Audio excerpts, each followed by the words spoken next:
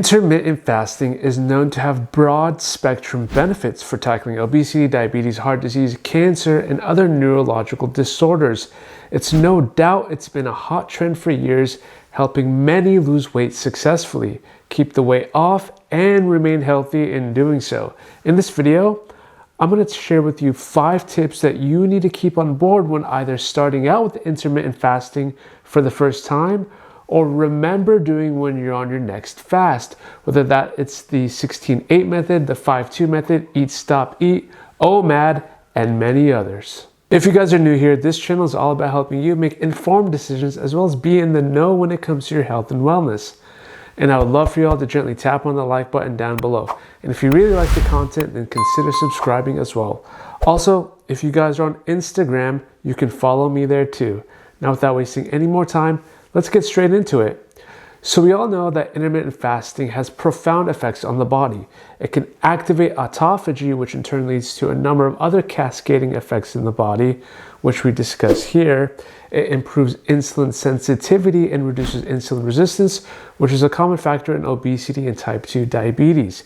It can even cause changes in the function of genes related to aging and longevity related back to sirtuins.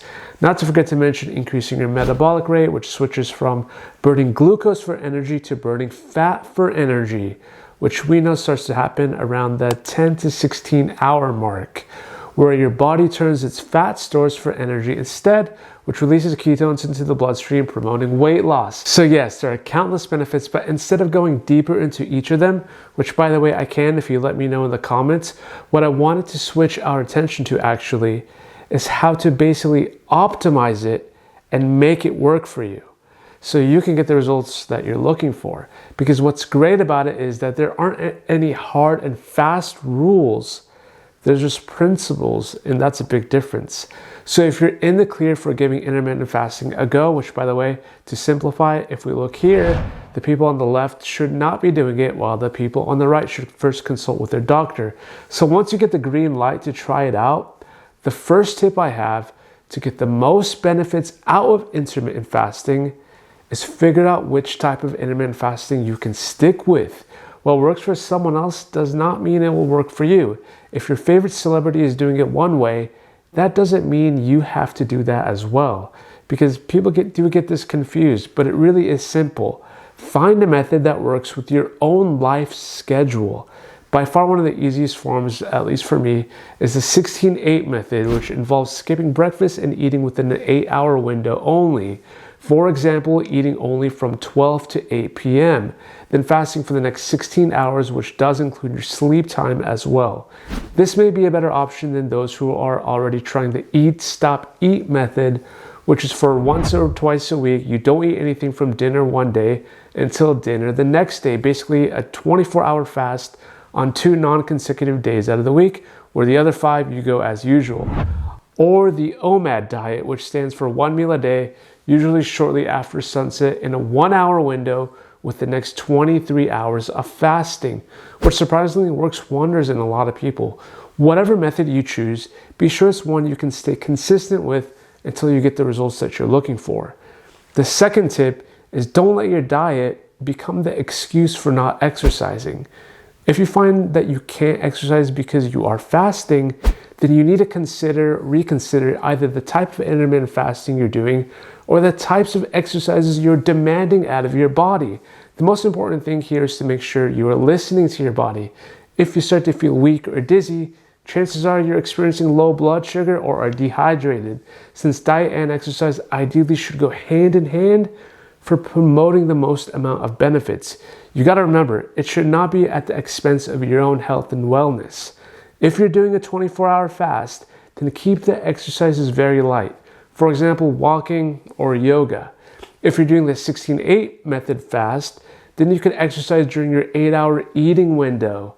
So you can also focus on post-workout nutrition. Because personally, as for me, I like to refuel after a good workout and find it tougher to get a good workout on an empty stomach. If you're like me, then it's okay to wait until your eating window to get your cardio and strength training in. Remember, you want to also be drinking water throughout the day to prevent dehydration. it can be easy to forget because you can still drink water, 0-calorie coffees, teas, and other non-caloric beverages while intermittent fasting. The third tip is think about how you start your eating window. You see, intermittent fasting is not necessarily about restricting calories. That's a misconception. The weight loss benefits comes from a combination of a lot of different things like reduced snacking, better food choices, and bringing on those helpful metabolic and cellular changes. If you don't plan on what you're going to eat when it's time to, before you know it, you may have emptied out half your refrigerator. And for some, intermittent fasting can unfortunately cause weight gain. It's not talked about a lot, but it does happen. Fasting can lead to weight gain in some people or may cause no changes at all. What happens is some people will eat more than usual during the eating windows in an attempt to make up for hours spent not eating. This happens a lot during distracted eating, which happens in front of your favorite show. Which, by the way, let me know what you're watching these days. I need new shows to watch. But overall, don't let this be you.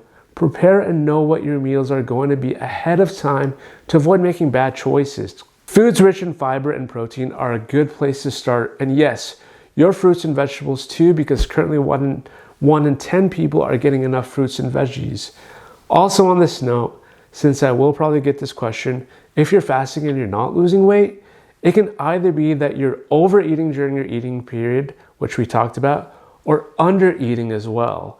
Now, how does that make sense? Undereating causing weight gain? You see, your metabolism does appear to slow as the body eventually goes into starvation mode. The body stores the food to protect itself as fat instead of lean muscle. So it can be a protective mechanism. And another reason is that you're just simply not getting enough protein. So instead of getting your calories from refined carbs and sugar, increase the protein and you can start seeing a change. And it can be vegan protein too, which works as well. The fourth tip is, if it's your first time starting, it's okay to start slow. Don't push yourself too hard. For example, you might start with a 12-hour fast and have a 12-hour eating window, and then build up to a 16/8 schedule down the road. That's perfectly okay, because the important takeaway is having that long-term vision. And lastly, with the long-term vision in mind, a big part of this is mindset, which is my last tip for you, is to have a strong why statement. Why do you want to try intermittent fasting? Does it even make sense for you? Because surely it's not for everyone. It can be tough to stick to this type of fasting if you don't have a big reason in mind for doing it. Is it to improve your sugar levels and manage diabetes better? Maybe you're pre-diabetic and your doctor has recommended for you to try out. Maybe you're sick of the keto diet and diets in general and just want a different eating pattern change. Or maybe it's to lower your bad cholesterol and improve your heart health, or to lose belly fat and keep the weight off. Or maybe it's even to fix your gut and improve your gut microbiota. Maybe it's not for health reasons though. Maybe you find a clearer mind and are in a more peaceful state spiritually when you're fasting. Whatever it is, keep that purpose in the back of your mind as a way to refuel your motivation and find success in doing so.